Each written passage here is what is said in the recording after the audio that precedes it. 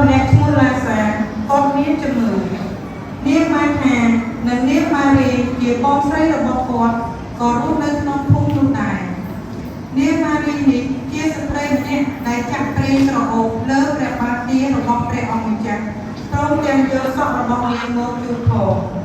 រីឯលោកឡាសាដែលឈឺនោះត្រូវជាប្អូនបង្កើតរបស់នាងទាំងពីរចាត់គេឲ្យទៅទូលព្រះយេស៊ូវថាលោកម្ចាស់អ្នកដែលលោកស្រឡាញ់កំពុងតែមានជំងឺ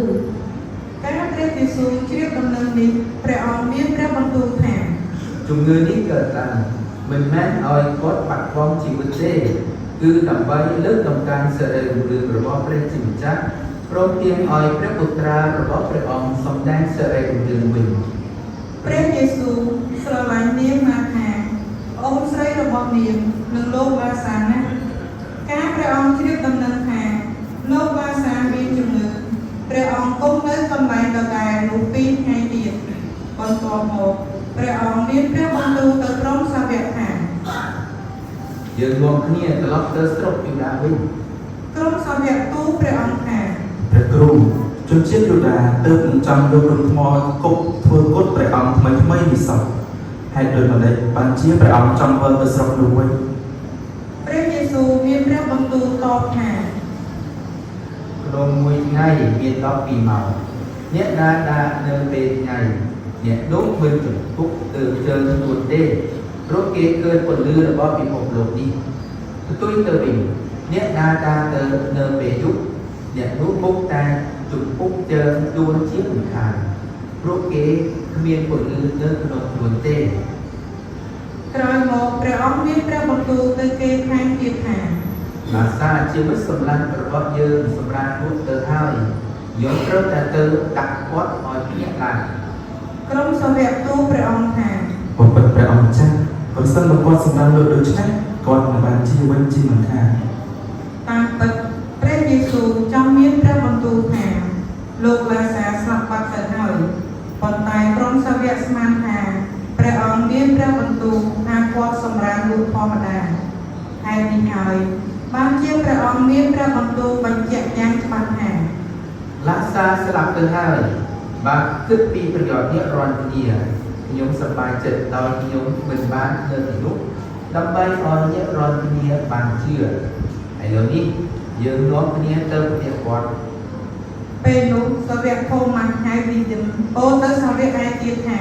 មកយើងនាំគ្នាទៅរងស្លាប់ជាមួយព្រះអង្គដែរការព្រះយេស៊ូវយាងទៅដល់ព្រះអង្គជ្រាបថាគេបានដាក់សពលោកឡាសាក្នុងភ្នូ4ថ្ងៃហើយភូមិបេថានីមានចម្ងាយប្រមាណ3គីឡូម៉ែត្រពីក្រុងយេរូសាឡឹម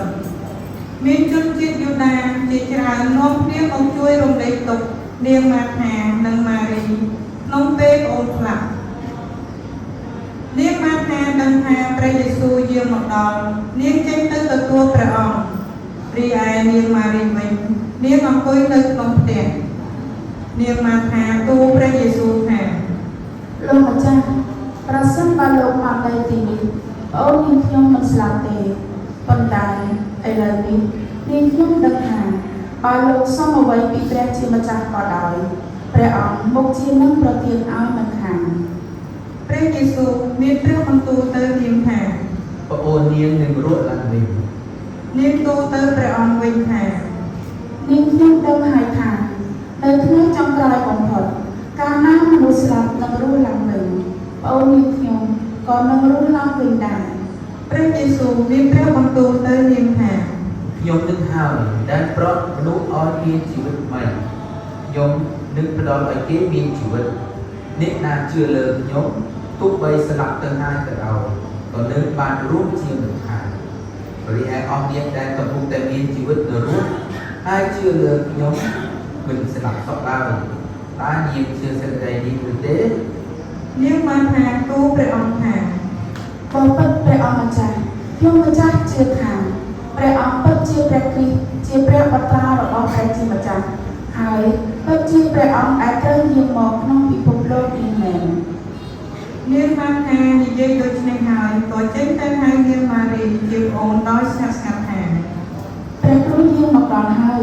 ព្រះអង្គហៅប្អូនឯង នាងម៉ារីឮហើយក៏ស្ទុះក្រោកឡើងទៅគាល់ព្រះយេស៊ូវជាប្រញាប់ពេលនោះព្រះអង្គពុំទាន់យាយចូលក្នុងភូមិនៅឡើយទេគឺព្រះអង្គគង់នៅកន្លែងដដែលដែលនាងម៉ារីទៅជួបជនជាតិយូដាដែលមកជួយរំលែកទុក្ខក្នុងផ្ទះជាមួយនាងម៉ារី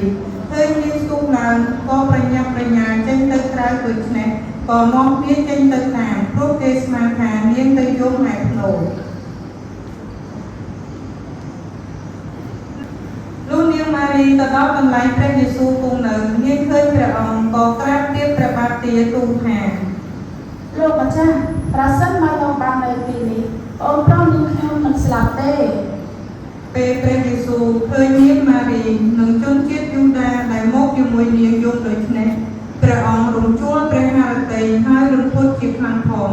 ព្រះអង្គមានព្រះបន្ទូលសួរថា តើអ្នករាល់គ្នាយកសុខទៅទុកនៅណា គេទូលព្រះអង្គថា សូមអញ្ជើញមកឲ្យលោកមកឃើញ ពេលនោះព្រះយេស៊ូវទ្រង់ព្រះកំសែងជនជាតិយូដានាំគ្នាពោលថា មើលលោកស្រឡាញ់ឡាសាខ្លាំងណាស់ ប៉ុន្តែនៅក្នុងចំណោមពួកគេមានអ្នកខ្លះនិយាយថា លោកអាចធ្វើឲ្យមនុស្សខ្មាក់មើលឃើញមិនដែលថាលោកមិនធ្វើឲ្យឡាសាគេផុតពីស្លាប់ផង ព្រះយេស៊ូវរំជួលព្រះハរតីម្ដងទៀតរួចយាងទៅភ្នូរ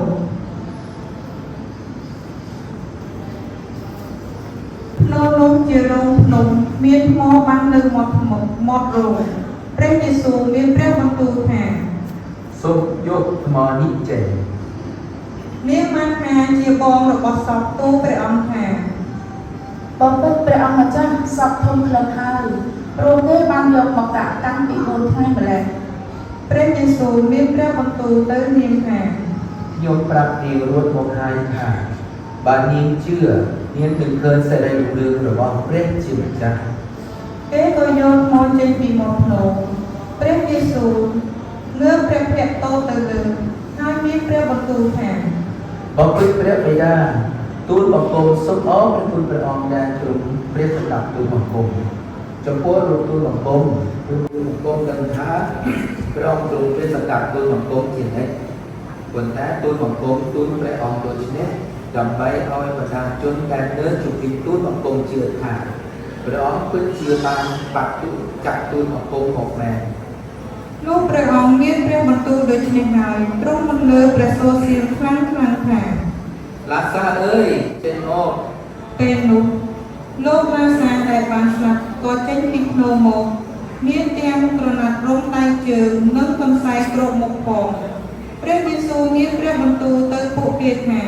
សូមស្រាយទៅដាក់ចិត្តពីគាត់ហើយឲ្យគាត់ទៅចុះ ជនជាតិយូដាដែលមកគេនាងម៉ារី